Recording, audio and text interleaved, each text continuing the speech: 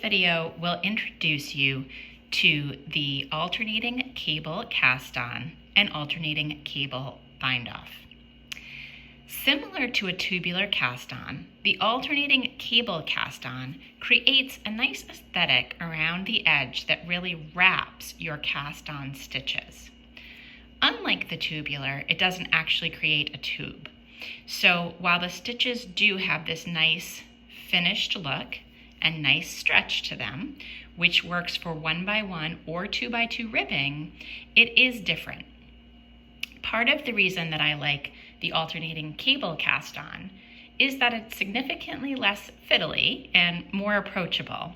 So I teach it as an alternative to either a long tail cast on or a tubular cast on or casting on in pattern. It's just one more tool in your toolbox. Now the reason I have two samples to show you here, and keep in mind that these are both unblocked, so they look this neat even unblocked.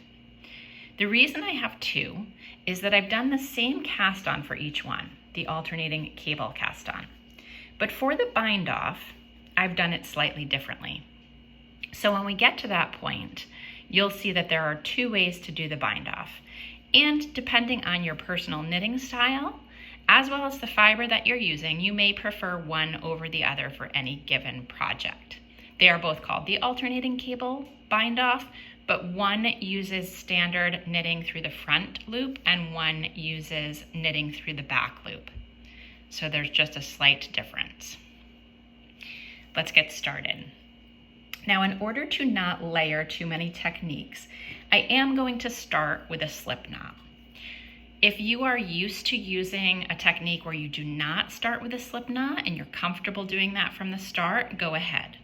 But for the sake of demonstrating a new technique, I'm going to make a slip knot because the alternating cable cast on is a form of a knitted cast on. You do not need a long tail. So 4 to 6 inches, just so you have enough to close up your gap at the end, is all you need for this. And once your slip knot is on the needle, you are going to make that your left-hand needle. I keep my short tail to the front and my working yarn to the back. I will be demonstrating this, at least at first, with the yarn in my right hand. I am a continental-ish knitter in that I hold the yarn in my left hand. I tension it with these two fingers, but I don't pick. I don't hold it over my finger and pick. I still throw it. So just a little bit of a setup to what you're going to be seeing. Now, my first stitch on the needle, we are going to consider a purl stitch. And so if you think about the slip knot here being a little bump, you can think about that being your purl. To work the first stitch, which will be a knit stitch because we are going to work 1x1 ribbing, and even if we were going to work 2x2, we would still cast on this way and then rearrange our stitches. So that's important to note. I'm going to be doing the 1x1. If you do the 2x2, it does require rearranging your stitches after casting on. I'm going to insert my right hand needle into the stitch on the left hand needle and knit it in the usual way. Not take the first stitch off the needle. I am going to mount this new stitch on my left hand needle. And I'm going to do that with a slight twist that will mount it knitwise. So when I bring it up on my needle, I'm going to take my left hand needle and insert it from left to right and mount that stitch. Now I can snug it up a little bit, but I don't want to snug it up too much because to do the rest of this cast on, I need to get my right hand needle between the two stitches on my left hand needle. So if it's too tight, it will be harder to get it through there and it won't leave you with as much stretch. I now have my pair. So I have my purl stitch and my knit stitch, and you're going to see the behavior of these stitches as we go. What you're going to see is that these knit stitches have a little bit of a lean to the right to them, and the purl stitches are going to look a little bit receded, like they're in the background. So purl knit, my next stitch needs to be a purl, and so I will take my working yarn to the front of my work. I will take my right hand needle between the 2 stitches from back to front because I'm going to be purling. Between the 2 stitches, purl, and back through to the back of my work. Now you can see I have this stitch in the back of my work, and I'm once again going to do that little twist where my left hand needle goes in and mounts the stitch knitwise. Now, you'll see that my yarn is at the front of the work. That means I've just done a purl stitch, and I need to bring it to the back to do a knit stitch. So to the back of my work, where now I am going to go once again between the first 2 stitches on my left hand needle, but to do the knit stitch, I'm going front to back. So insert front to back, knit, pull it through to the front of my work, and now again, I'm going to do that little twist to mount it.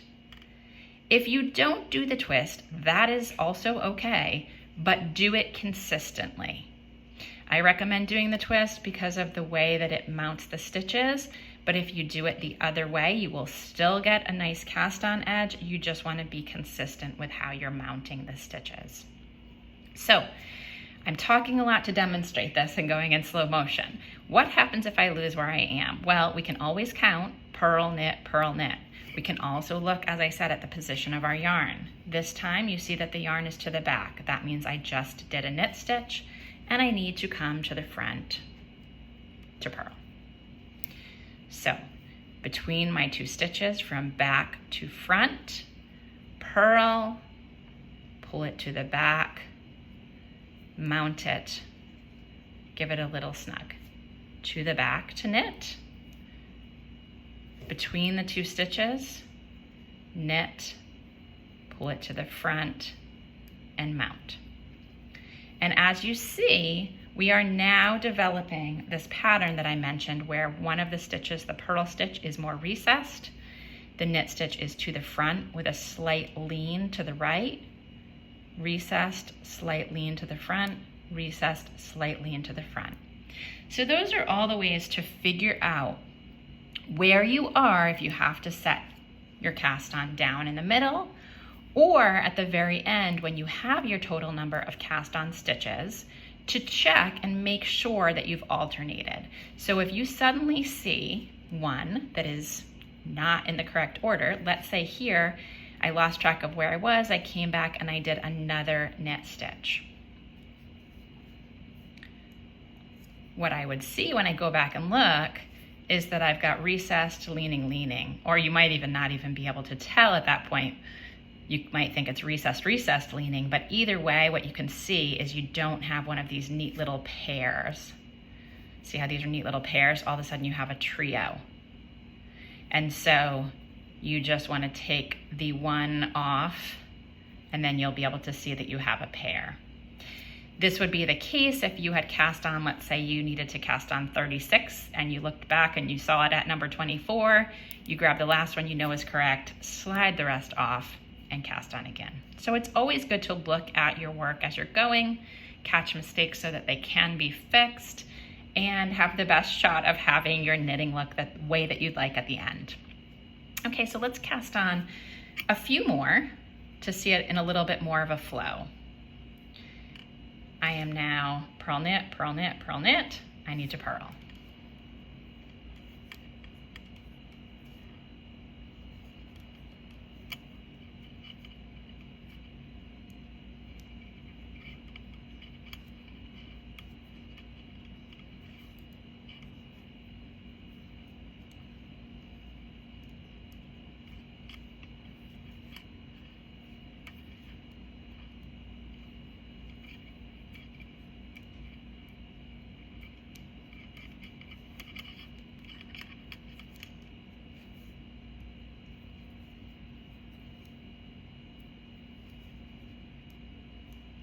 Okay.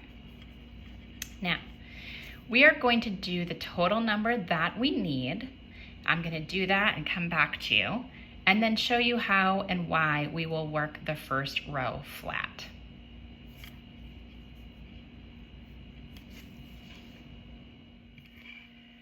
Once I have cast on the total number of stitches, I'm ready to start working my piece. But let's pause for one moment and just talk about this for more context.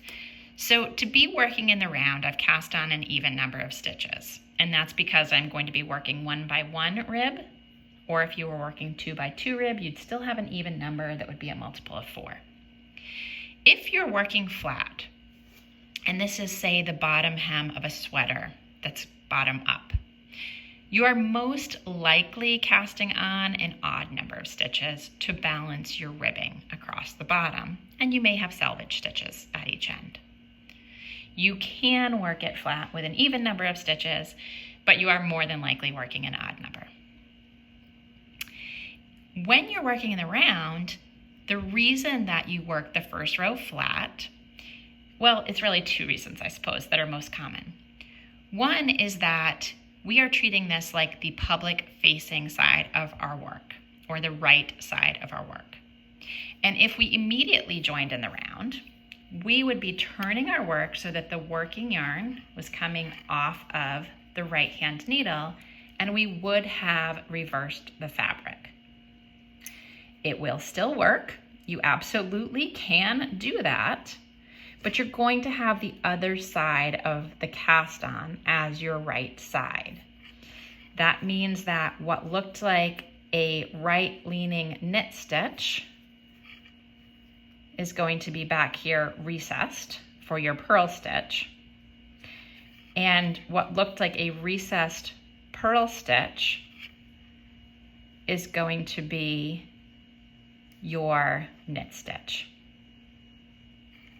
So, just something to think about if you want to know the why. And the other reason is because once you knit a row flat, then it's easier to not twist your stitches. Now this is a small cuff, but let's say you were doing the bottom hem of a sweater and it was, 300 and some stitches. It's a lot easier if you have that foundation row knit flat to then join it in the round and not twist your stitches. So there are a few different reasons. Again, ultimately you'll choose what works for you and what works for the pattern that you're using. Okay, so to knit flat, in this case, we're not casting on an extra stitch because we are knitting flat first. And our first stitch is presenting with that slant to the front. That is another clue that it's a knit stitch, in addition to the fact that we're knitting a knit 1, purl 1 ribbing. So simply go across with your knit 1, purl 1,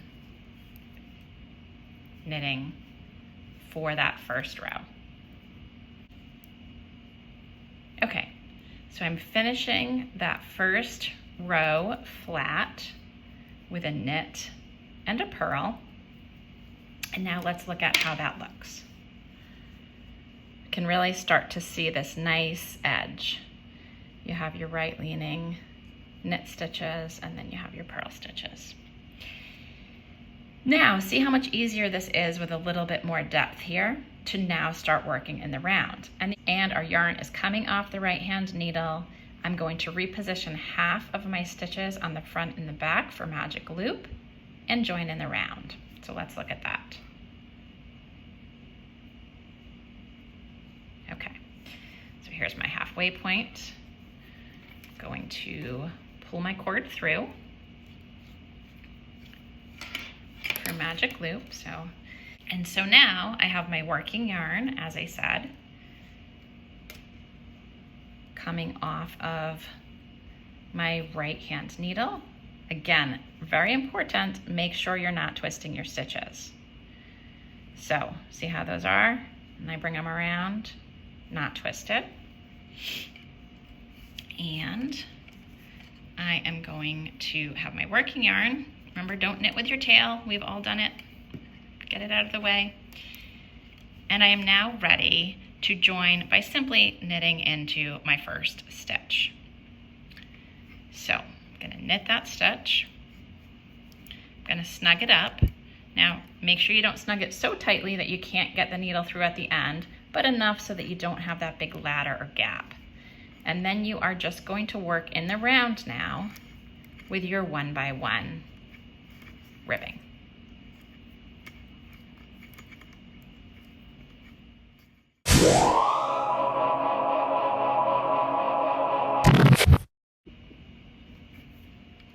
For the alternating cable bind off, we are going to think about purling our knit stitches and knitting our purl stitches. So unlike binding off in pattern, you are swapping what you're doing. A column of knit means you purl, a column of purl means you knit. But there's one more catch that makes this bind off somewhat mimic the sewn bind off, in that it will have this nice curled edge. Now, I showed you before 2 examples when I was showing the alternating cable cast on. So these cuffs both have the alternating cable cast on, but one has the bind off by knitting through the front leg or loop of the stitch, and one has the bind off knitting through the back loop or leg of the stitch. So I'm going to put these both on my arms so that you can look and see. And remember, these are unblocked. And the cast off, the bind off is at the top, cast on is at the bottom. So it's really personal preference here. They're depending on your fiber, depending on your tension, depending on the way that you knit, you might prefer one over the other. So either way, whether you're knitting through the back loop or leg or the front loop or leg, you will knit the purls and purl the knits and use a motion in between for how you are moving your yarn that makes this bind off unique. So to start, I have a knit stitch because I was working a knit 1, purl 1 ribbing. So that means I'm going to purl my first stitch. I'm not going to do anything that seems different at this point. I'm just moving my yarn to the front to purl. I'm going to purl the knit stitch and take it off the needle. So I now have 1 stitch on my right hand needle.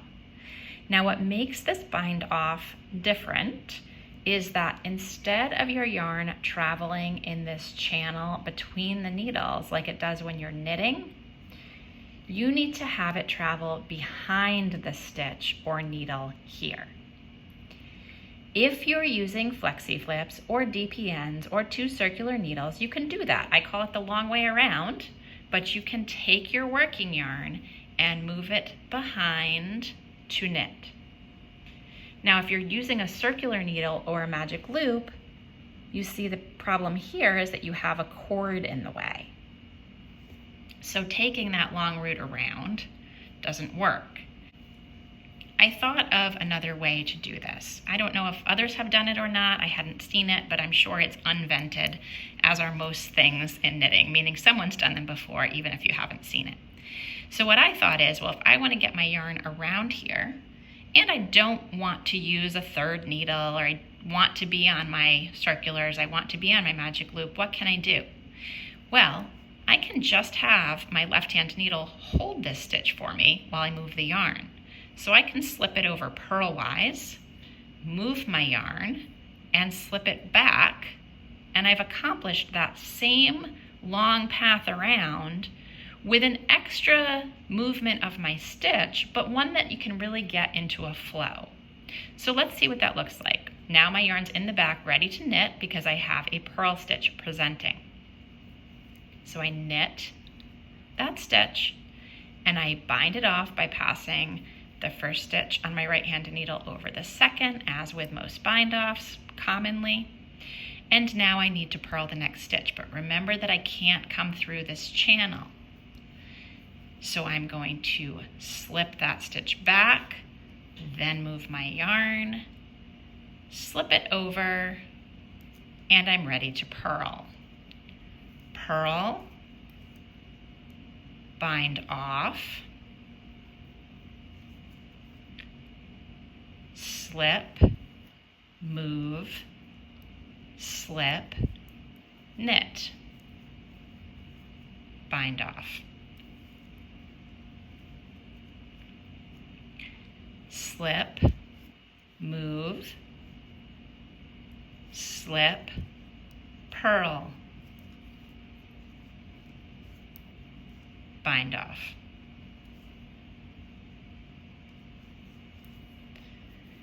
And you see what you're getting is an edge that matches your alternating cable cast on. Now, if you're using a woolly wool, you also don't even need to actually slip that stitch. You can just leave it hanging out in midair, because if you're using a yarn that's not slippery, you take your needle out and you move it, that stitch isn't going to come out unless you pull it out and you put your needle back in. So for those of you who prefer that and think that that might be more efficient for you and you're using a yarn that you won't lose your stitch, you can do it that way as well. Knit, bind off, let it hang in the wind, move your yarn, put your needle back in, purl, bind off. And I mentioned that you can do this by knitting through the back loop or knitting through the front loop. And so that's the case. Just be consistent. So when you move it, if you're going to be knitting through the back loop, you want to do that every time. Through the back loop, pass it over to the front to purl. And some people do prefer that long path, so that's also certainly fine if you prefer the long path. Whatever works for you, and you see that there's a slightly different edge here, whether you're knitting through the front loop or the back loop. So let's look at that again on these cuffs. The same cast on and a different bind off through the front leg or loop and through the back leg or loop. You want to continue until you have one stitch left, at which point you'll cut your tail, pull it through, and use your tails to close the gap. That's what you'll do, is just use your little tail here to close it up. You can make more or less, you know, there's different tricks you can do here, but you can close it up right here. And that is the alternating cable bind off.